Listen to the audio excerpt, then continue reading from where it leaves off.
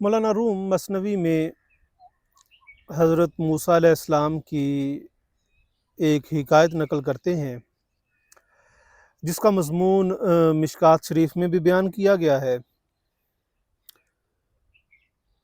کہ ایک دن اللہ رب العزت حضرت موسیٰ علیہ السلام سے مخاطب ہو کے سوال کرتا ہے کہ اے موسیٰ، میں تجھ سے ناراض ہوں، اور کس وجہ سے ناراض ہوں کہ تو میری عیادت کو نہیں آیا۔ آپ اس مضمون کو بیان فرماتے ہیں۔ آپ فرماتے ہیں آمد از حق سوئے موسیٰ این اتب، موسیٰ علیہ السلام کے پاس اللہ تعالیٰ کی طرف سے یہ ناراضی پہنچی کہ تو نے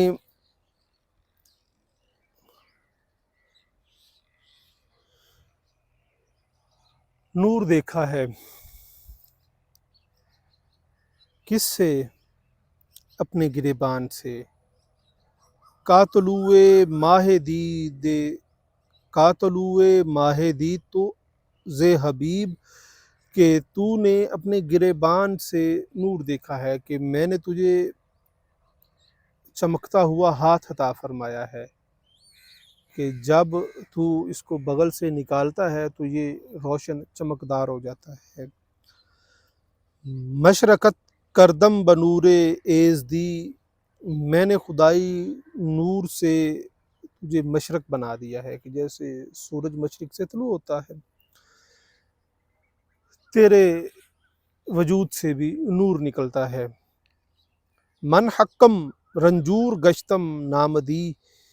میں خدا ہوں، میں بیمار ہوا اور تو میری بیمار پرسی کے لیے نہیں آیا۔ آپ نے عرض کی گفت سبحانہ تو پاکی از زیاں، اے خالق حقیقی تو بیماری سے پاک ہے۔ اینچ رمزست این بکن یا رب ایاں، اس میں کیا پوشیدہ راز ہے، کیا چھپی ہوئی بات ہے، تو مجھے وہ سمجھا۔ بعض فرمودش کے در رنجوریم، پھر اللہ تعالیٰ نے کہا کہ میں مریض ہوں، میں بیمار ہوں، چون پرسیدی تو از روئے کرم، تو نے میری بیمار پرسی نہ کی، میرا حال دریافت نہ کیا، تو میری عیادت کوئی نہ آیا۔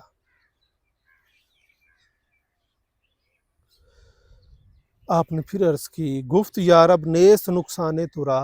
اے خالق حقیقی تو کیسے بیمار ہو سکتا ہے، تیرے اندر کیسے کمی آ سکتی ہے۔ عقل گم شد این گرہا راب برکشا، میری عقل گم ہو گئی ہے اور تو اس پوشیدہ گرہ کو میرے اوپر کھول، اس چھپی ہوئی بات کو میرے اوپر عیاں کر۔ پھر اللہ رب العزت نے فرمایا گفت آرے بندہ خاص گزین، اے موسیٰ میرا وہ خاص بندہ، میرا وہ محبوب بندہ،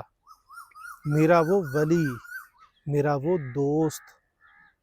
الا ان اولیاء اللہ لا خوف علیہم ولا هم یحزنون، میرا وہ دوست، میرا وہ برگزیدہ بندہ گشت رنجور، وہ بیمار ہوا، او منم نیکو ببین، وہ بندہ میں ہی تو ہوں، تو اچھی طرح جانتے۔ ولی اللہ کو ولی اس وجہ سے کہا جاتا ہے کہ وہ اللہ کا دوست ہے، وہ اللہ کا دوست ایسے ہے کہ اللہ رب العزت کے انوار و تجلیات کا مسکن ہے۔ اللہ رب العزت نے اس کے اوپر اتنی مہربانی کی ہے کہ اس نے اپنی ربوبیت کا اظہار کیا ہے۔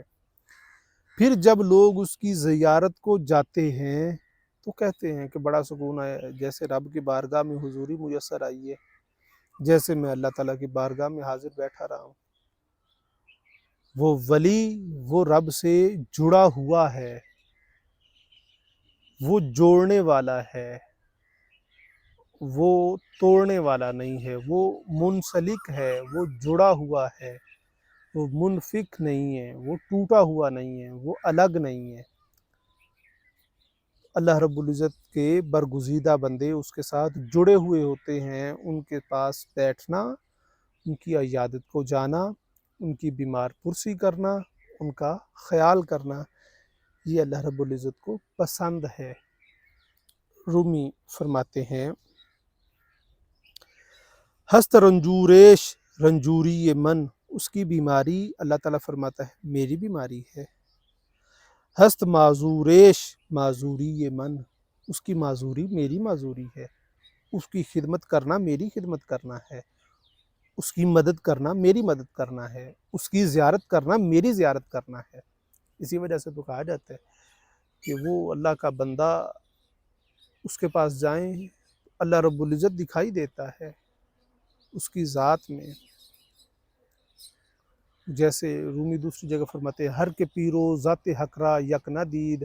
ہر وہ بندہ جو اپنے پیر کو اور خالق حقیقی کو ایک نہیں جانتا، اس میں اللہ تعالیٰ کے انوار و تجلیات کو نہیں دیکھتا، نہ مرید وہ مرید نہیں ہے، وہ صرف راہ و رسم میں پڑا ہوا ہے۔ مرید وہ ہے جو اپنے پیر میں اللہ رب العزت کے انوار و تجلیات کو دیکھے، ان کو پہچانے۔ آگے آپ جو بات سمجھانے والی ہے وہ کرتے ہیں، آپ فرماتے ہیں جب اللہ تعالیٰ نے موسیٰ علیہ السلام سے یہ کہا تو پھر تجھے بھی یہ چاہیے، ہر کے خواہد ہم نشینی باخدا، جو یہ چاہتا ہے کہ میں اللہ تعالیٰ کی مجلس میں بیٹھوں، اس کے پاس بیٹھوں، اس کی باتیں سنوں، گو نشیند در حضور اولیاء، وہ اللہ کے نیک بندوں کے پاس سے آ کے بیٹھا کریں، وہ ایسی ہے جیسے اللہ کی مجلس لگی ہوئی ہے اور اللہ کے وہ پاس بیٹھا ہے۔ از حضور اولیاء گز بکسلی، اگر تو اولیاء کے پاس حاضر ہونے سے گریزاں رہے گا، علیحدگی اختیار کرے گا، دوری اختیار کرے گا، تو ہلاکی زاں کے جزوے نا کلی، تو برباد ہے کیونکہ تو جز ہے کل نہیں ہے، تو برباد ہو جائے گا کیونکہ تو ایک جز ہے کل نہیں ہے، وہ کل ہیں اور کل کے ساتھ وہ جڑے ہوئے ہیں۔ ہر کے راہ دے از کریماں و برد، شیطان جس کو بھلوں سے جدا کر دیتا ہے، نیک لوگوں سے شیطان جس کو توڑ دیتا ہے، بے کسش یابت سرش را و خرد، اس کو وہ بے سہارا پا لیتا ہے تو وہ اس کا سر کچل دیتا ہے۔ کہ شیطان پہلے انسان کو بھلے لوگوں سے توڑتا ہے، الگ کرتا ہے، پھر اس کے بعد جب وہ اسے بے سہارا اور اکیلا دیکھتا ہے تو پھر اس کا سر کچل دیتا ہے۔